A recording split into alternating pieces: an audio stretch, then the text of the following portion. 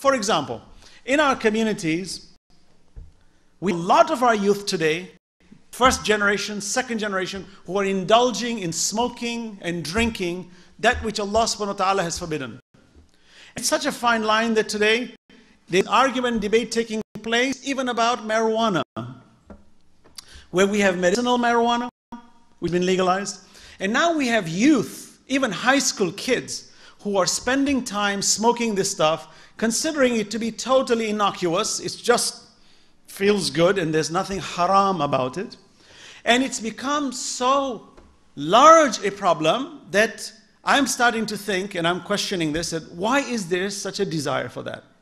And all the conversations I've had with the youth who do indulge in that, they say, it gives me pleasure. It takes my stress away. It's all about taking the stress away.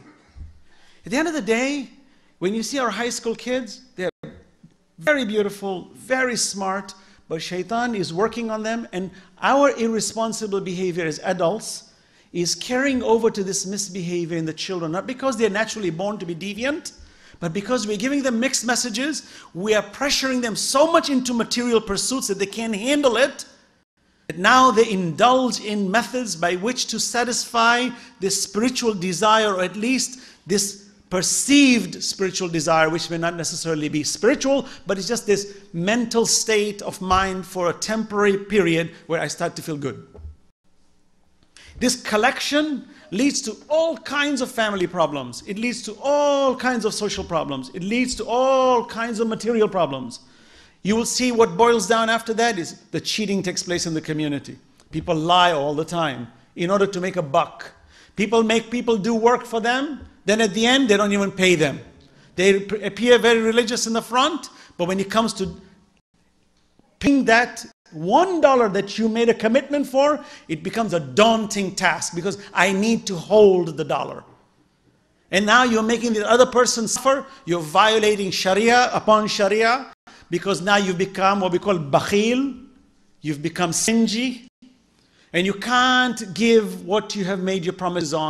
And it all compounds, problem after problem, where now the distrust starts, where our now community starts to live, where everyone's looking over we're looking over our shoulders as to who's the person who's going to rob me next. Imagine living in a society like that. It's pathetic.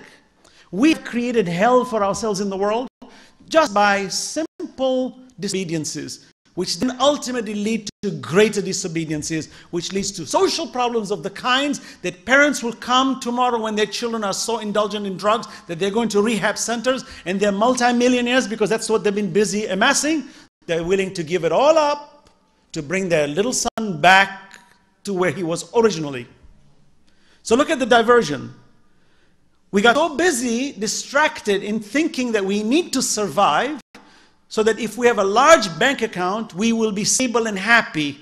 But we forgot our core responsibilities of family and raising them morally and to bring happiness into the heart of the person. Now feed him all the wealth you want, he's not going to be, or she's not going to be affected.